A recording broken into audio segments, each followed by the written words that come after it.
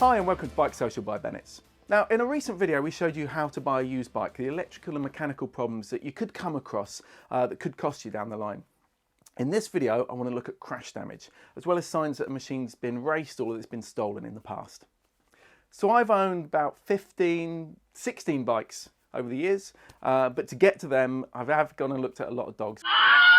One, for instance, in the advert it said that it had a little bit of fairing damage on the edge where it had been brushed against the wall as it was pushed down the passageway. Now, after riding 60 miles to go and have a look at it, when I got there, if that was true, the bike had probably been doing about 60 miles an hour when it brushed against that wall, and it flipped in the process.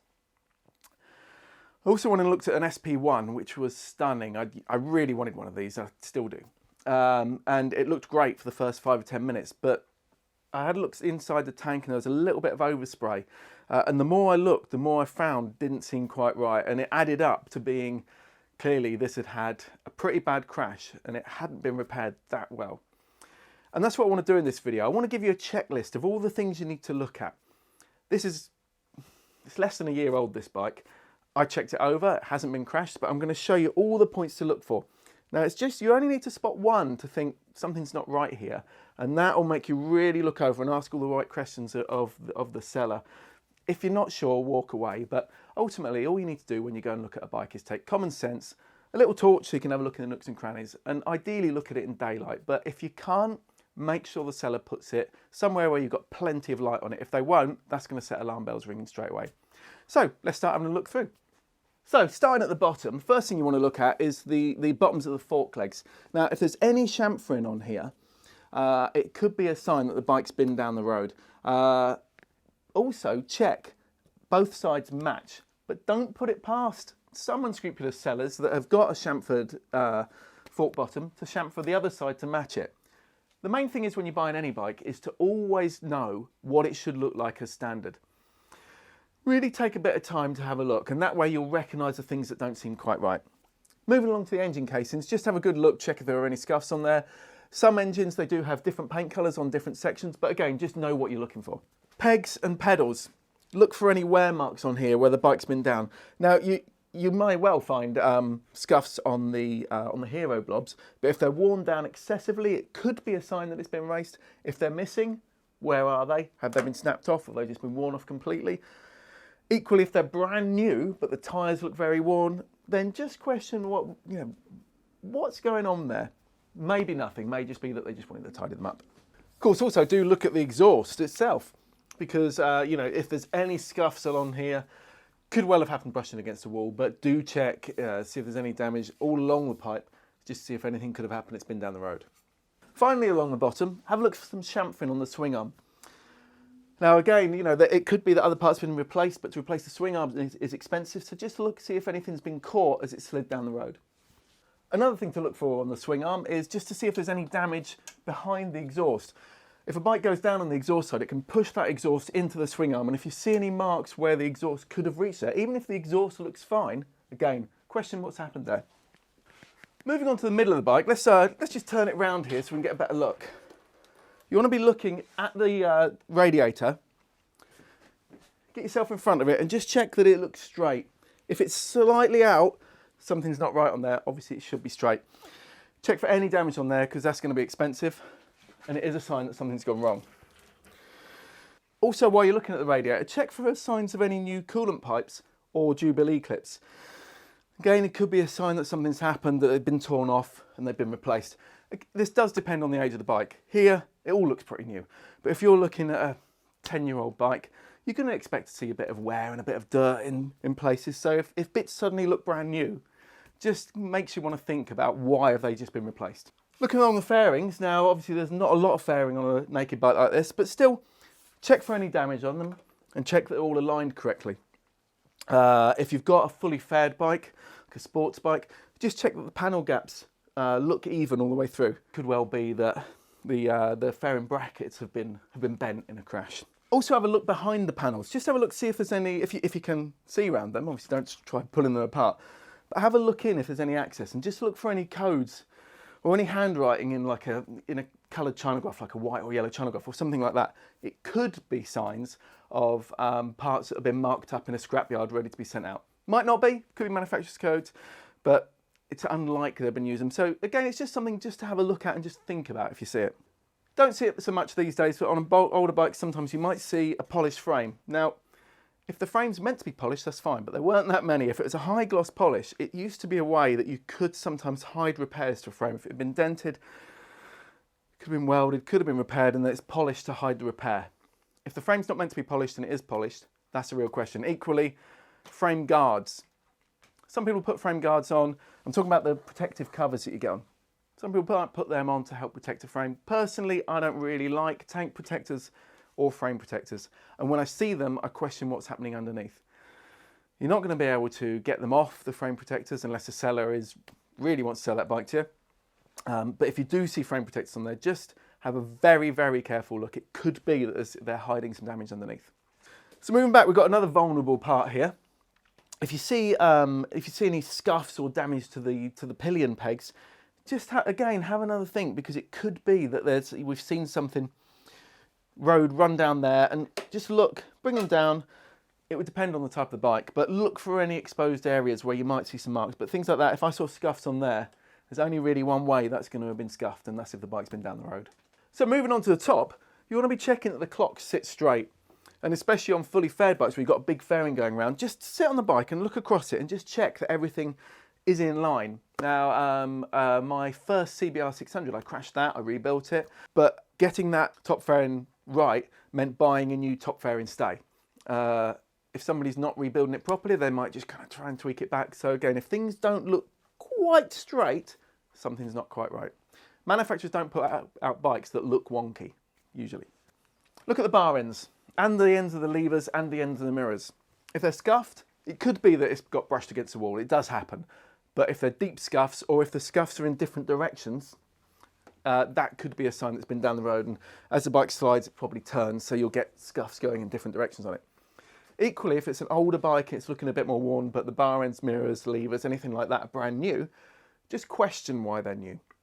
It could be that, you know, they just wanted to tiddly it up a bit. Again, while you're sitting on the bike, just check that the bars look straight. Now, it could be that things aren't quite in line, and you don't see that until you're riding it, but you do need to carefully, when you're riding, just check everything sits straight and the bike feels straight. This can be trickier than you think, because sometimes there's asymmetric parts on a bike, and I've owned motorcycles that I thought that doesn't look right, and in the end there was one that I had on a jig and it was straight. Dirt bikes, you can find that the handlebars are slightly out, and it could just be loosening the pinch bolts, and everything just snaps back into place. You could get that on a road bike, but it is a sign that something's happened. You know, an adventure bike could have got cross-rutted, or could have gone over and just moved the wheel and spun the forks within the yokes. It can be a simple fix doing it, but if things aren't in line, clearly something's happened, clearly it's been crashed, so you need to be questioning what other damage there could be. So moving to the tank, you want to be looking underneath the filler cap, look for any signs of any overspray in there. Also look straight down and from all angles, any stickers that are on the tank, even if they're under the lacquer, just check that they're perfectly aligned and that they do line up across and sideways. And actually, believe it or not, check that there aren't other stickers underneath the paint. I've seen that on a bike. I've seen a respray that's been done so badly they didn't bother to take the old stickers off. Now, if somebody's going to do that in a repair, you've got to question how much thought they put into making that bike safe again. Look for any signs of overspray as well, anywhere on the tank, under the lip of the tank, inside fairing panels, anything that's painted. Just look around, just see if anything doesn't look quite right. You know, most bikes do come out of the factory looking pretty good. So again, it's something to raise alarm bells if you see anything like that. Moving on to the back of the bike, obviously again, you're looking for anything that protrudes on the machine here. If that looks great, it's a pretty obvious sign, but you're unlikely to see any obvious damage to the subframe potentially, but do have a look around the back, see if anything looks out of line, look straight down the back of the bike, and just really have a good check that everything looks lined up as it should be. But if you've got grab rails, they can often be something that touches down quite quickly. So just check if there's any scuffs on those. Because again, you know, if there's road scuffs on something like that, you've got to question how it's happened. It could have been a wall if they're really deep, or especially if they're deep and in different directions. They're pretty certain to have been done by the road. So looking to see if a bike's been stolen, There could be any amount of damage that's happened while that bike's been taken away. It could be any of the things you've just seen, but you also want to look for things like the lock stops. So just have a look at where the lock stops are on the bike and check that they're there. When a bike's stolen, if the steering lock is on, it's actually not that hard to kick the bar, snap it off. So check that's there. Check for any signs of damage to the ignition barrel. Could be somebody's jammed a screwdriver in there. Now there are immobilizers on most, certainly the larger capacity bikes these days, but they can be bypassed. So just because you've got an immobilizer built in doesn't mean that you won't see screwdriver damage. Bikes may be pushed away by somebody else on a scooter and then they get bypassed later. Main thing is that steering lock damage. And also, of course, when you are checking the bike, you've got to be checking those frame and engine numbers do match the logbook, the V5, but also check that they look right. Now, this is a bit trickier. What you really want to do is get used to what a frame number should look like. All manufacturers use different styles of frame number, different fonts. If they're out of line or if the numerals are different depths, then something's almost certainly not right. Certainly on all the major manufacturers now, frame numbers are very well aligned and very consistent. If they're not consistent, something's not right. To check if a bike's been raced, just have a really good look over it for any of the damage we've talked about, but also have a look, see if the mileage looks suspiciously low for the wear on the bike. It could be that the clock's taken off while it's been raced. Have a look for really excessively worn hero blobs, and obviously have a look at the tyres if they're really snotted up around the edges. Could be somebody who's just pretty rapid. They may well have done some track days, but just have a look. If you see any holes in any bolts or even the oil filler or anything like that, could well be that they've been drilled to be lock wired, which you need to do for racing. So just check for holes in bolts on the sump, on the filler, on the caliper mounting bolts, anywhere like that. Again, sets alarm bells ringing. So now we know what to look for to see if a bike's been crashed. How do you protect your own bike if it does go down the road? Fitting some decent crash protection can really save you some money. Now I know that some people get worried that things like frame protectors that stick out could get torn out in a crash and could actually cause more damage. It could happen. Look for something that's well designed, that's less likely to snag, but also consider that it could be more likely that you'll save money from a lower speed crash causing some serious damage than it would that it gets ripped out.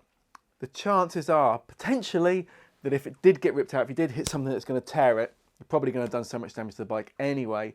It's probably going to have been a big job in any case. You're probably going to have caused that damage to it in the first place. One thing you can do when you're deciding what crash protection to put on is just put your bike on the floor and put a piece of wood against the wheel and just lift it up. It's not 100% accurate by any means, but it just gives you an idea what's going to touch down. And as you can see here, the engine's quite vulnerable on the MT10, so that's something you really want to be able to look at. So let's fit some crash protection to this and have a look for the things that I'd recommend that you do to your bike.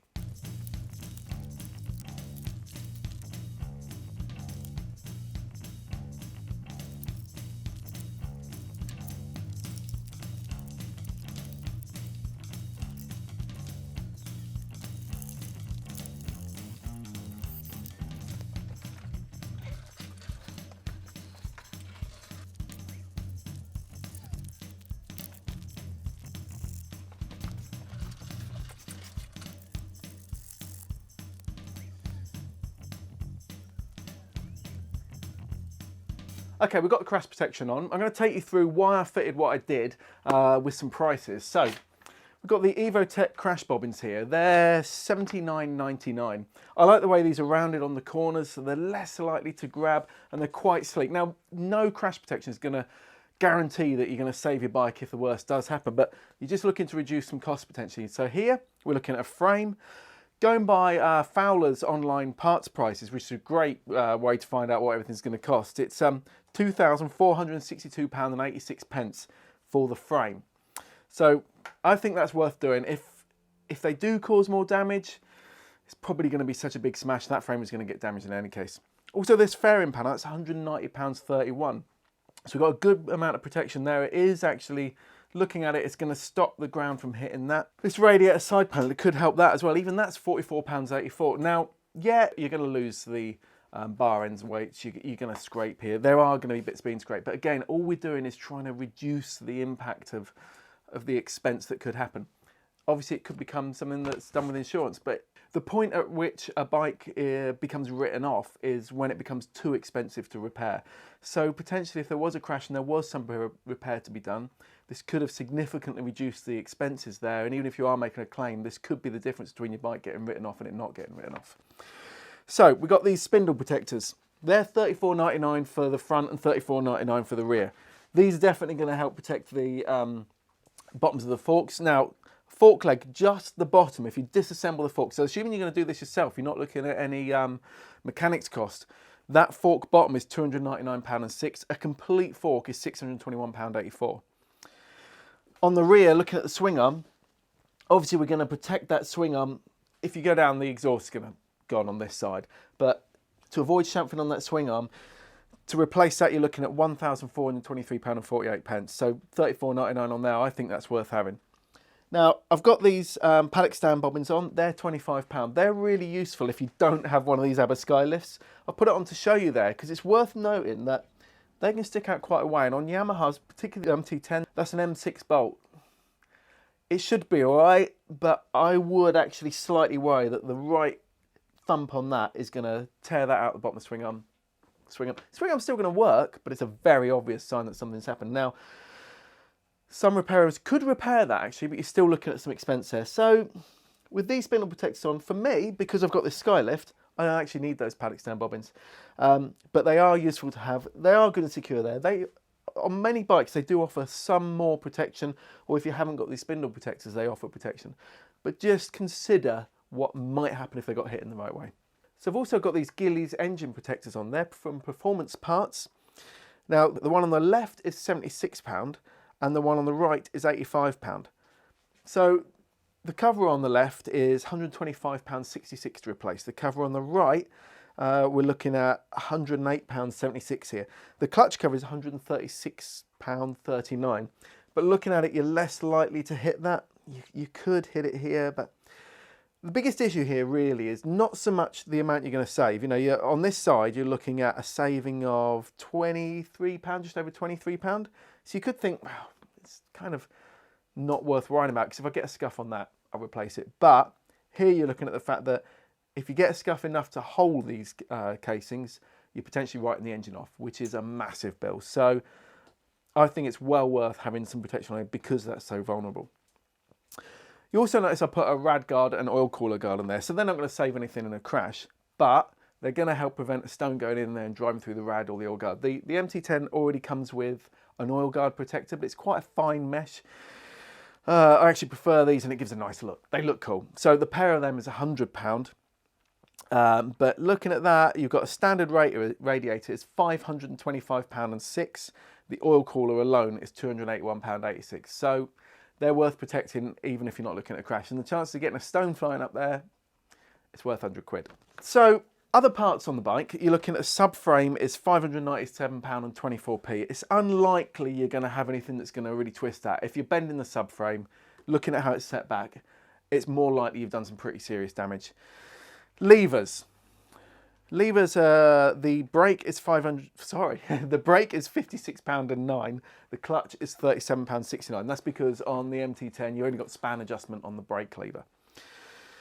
I'd be suspicious of aftermarket levers if I was looking at a bike, but having said that, there's some really trick ones on Performance Parts. They do look cool. I'd suggest if you're replacing anything like this, just keep the originals so that if you sell the bike with them on, you can give the or sell the original separately, but at least you can show them to the buyer and they can see that they've not replaced broken parts, or you can sell them on later on. Bar end weights. Now a lot of people put bar end protectors on. I don't, because a set of bar ends for this would be about 25 quid. A single bar end for the MT10, a standard one, is £24.26. Now if you crash and do both bar ends, it's pretty serious, you've flipped. So you're probably not going to be so worried about the bar ends. I don't change them because one, I think they look suspicious. Why are they on there? Well, they can look a bit more trick sometimes. But also, look at the weight of them. These are called bar end weights for a reason. They help damp vibration through the bars. So I like to have the original bar end weights. I'm one of those people who likes to have stuff looking pretty factory. I like it to look original. I like original indicators. I mean, you get LED indicators on the new MT10 anyway. But if I see aftermarket indicators on something, I want to know why they're there. And so many of the old Fireblades have been ruined by little indicators. I know the massive old Fireblade indicators. They looked huge, but they were right. But yeah, personally, I wouldn't bother with bar end weights or bar end protectors. So the exhaust, that end can alone is £700.39. It's not that much more to get the aftermarket Akrapovic. So if it went down, you might as well get the Akrapovic if you really want it. But if this went down, it's going to rip off here, it's going to scrape the lot, it's going to be knackered. Now you can get guards that wrap around. Personally, I'm not that keen on them because the way I see it, they would be good to prevent a scuff if you brush it against the wall. So in that respect, actually, they are pretty good. But if the bike went down, it's going to take out a lot more than just that end. It's not really going to protect it, or it's very unlikely to protect it. And the chances are the exhaust will be pushed right back into the swing arm in any case. So you're going to have more damage than that's going to prevent. So ultimately, crash protection, I would say, is worth having. Some parts, maybe, yes, potentially you could cause more damage in a crash, but it's impossible to say what's going to happen in any crash. Look at it with a bit of common sense, think about what you're protecting, and if you're changing parts, personally I'd keep the originals. So if you do go to sell the bike, you can show the buyer that you've still got the original parts and it hasn't been down the road.